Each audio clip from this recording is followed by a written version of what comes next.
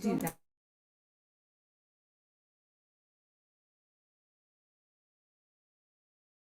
Moment, but we're going to go ahead and Chair Brow will be in just a little bit. We're going to go ahead and get started. So it's 9:02 a.m. and I'll call this meeting to order.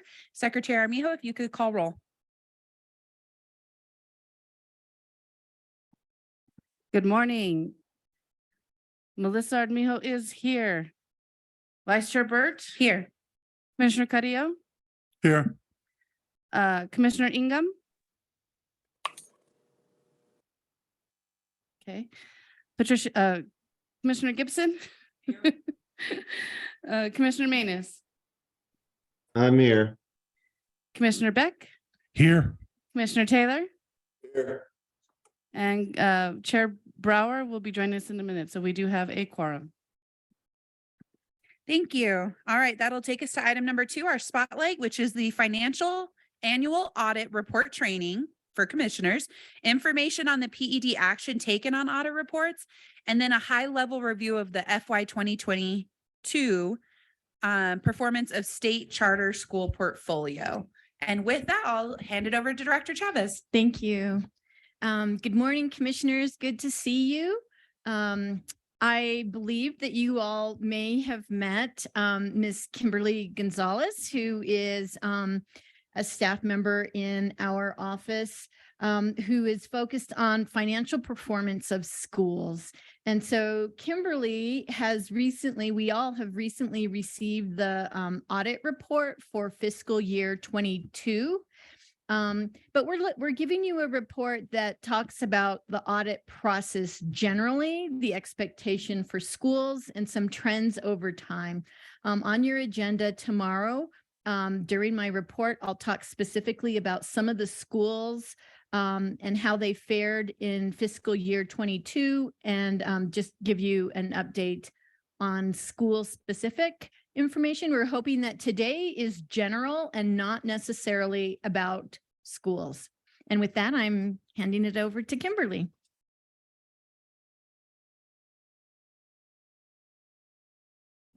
Good morning, everyone.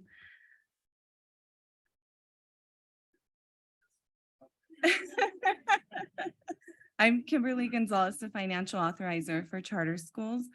This morning, we are going to go over a presentation on the annual audit report training.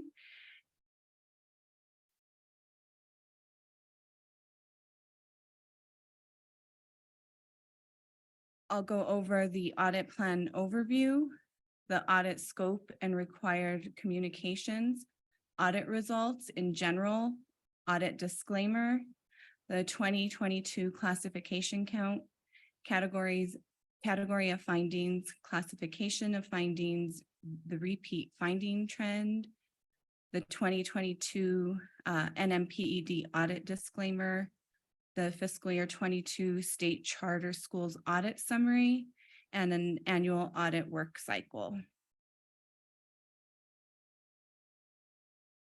The audit plan review this is just a very broad process of how the audit process begins and ends. So the schools should be doing audit planning continuously throughout the year based off of their standing from the previous fiscal year's audit report. Preliminary procedures begin around July or August, and those procedures consist of an entrance interview that audit committee members should be attending. And the audit committee is very active and engaged, especially the governing council members in the audit committee. They are really the drivers behind the audit process. So they start meeting with auditors during the engagement process and preliminary procedures. And during this time, the auditors will give them a PBC list, and a PBC list is prepared by client listing. And this listing will contain several items of documentation that the auditors will be requesting financial documents from the school. So that leads us into the field work timeframe. So between August and October, The audit committee members will be with the business manager, highly engaged, obtaining all of these documents. And these documents are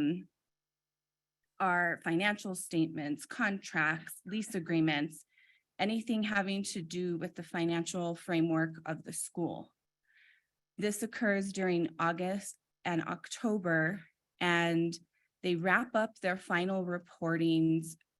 Everything is due to this Office of the State Auditor in November 23rd or sooner. So by this time, the audit committee is in touch with governing council, allowing them information that isn't yet public, because the audit doesn't become public until the Office of the State Auditor approves it in November. So they are internally working on whatever they are collecting in terms of findings or areas of weaknesses that they need to collect. And they should be reporting that to the board and working on policy and procedure changes as they're coming up with the auditors. So the final reporting period will be an exit interview with the auditors and the audit committee members. And that's where the submission of their audit is submitted to the state auditors. And we wait from November till mid-March for those results to become public. The audit scope and required communications, these are the responsible parties involved. So you'll see at the beginning, it's the governing council and the audit committee. They're in charge of strategic direction, accountability, including financial reporting. The head administrator and the business manager, they work on internal controls, accounting policies, management decisions, the fair representation of financial statements. So they're in charge of making sure that they're providing all the financial information that the auditors need for the financial statements. And they should be working on areas to prevent and detect fraud within the school. The independent auditor relies on this information so they can give a fair opinion of the representation of the financial statements and be in accordance to the audit for the general accepted accounting standards. And they are trying to understand the internal controls as well of the school, and they are making their analysis based off a risk-based audit approach. And they sometimes require additional information if the school doesn't provide everything, because again, they need all this information to give an opinion as to where they stand.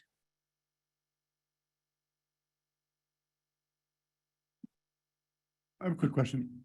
Mhm. How do schools handle petty cash, or do they? Some do, and that would be an internal policy and procedure that the school has on hand. At a school that I was at, petty cash is problematic, especially if you are also collecting money. A lot of schools get audit findings for not depositing within 24 hours. So if you have a fundraiser and you've collected all kinds of money for a bake sale, you need to deposit that within 24 hours, or you'll get, and that gets a lot of schools. Also, Commissioner, for like athletics, for instance, I know I met with the school earlier this month, and what they have done, because they did have an audit finding pertaining to a petty cash issue, they just went electronically, which they were actually pretty astounded at how much revenue they actually received, because it was being tracked electronically for them. So I have seen that shift also with there is this system that the schools do use where they're accepting like credit cards now for admission to games or at concessions.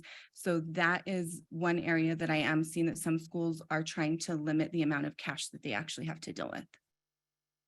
Commissioner Gibson, did you have your a Just question? Real quick, there used to be a limit as to how much, because, schools regularly keep like a petty cash just in case, and there used to be a limit. Is there no longer a limit as to how much can be classified as petty cash as opposed to what they're not depositing within that 24 hours? I think the best practice that I've heard of is like 200, but no more than 250.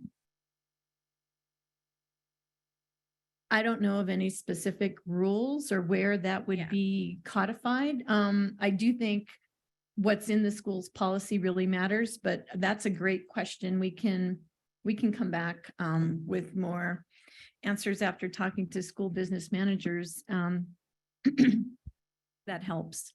So I would like to discuss the audit results. So at the end of the year, the independent auditors report will provide us a listing of all the school's audits. And in that report, some are unmodified opinions.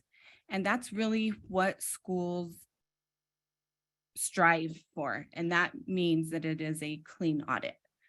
A qualified opinion is when there is some identified weaknesses and or errors or omissions that affect the audit opinion. There's information that needs to be disclosed in the notes to the financial statements, which will not affect the overall opinion of the audit. And a disclaimer report or a disclaimer of opinion. We will go into that more in the next slides. So a disclaimer opinion is not a good thing. That's why I have it indicated as red, and an adverse opinion as well. An adverse opinion is when auditors are not satisfied with the financial statements or discover a high level of material misstatements or irregularities. And they know that this creates a situation in which the government or the company they're not going to really trust the financial reports. An auditor's opinion is a big red flag. It usually indicates that financial reports contain significant misstatements and have the potential for fraud. Let's go to hold on, sorry. And then the classifications of findings, material weakness is what we see a lot with charter schools, and significant deficiencies as well. What happens when a finding is not remedied, it will come in as a significant deficiency. So it's not yet at the level of a material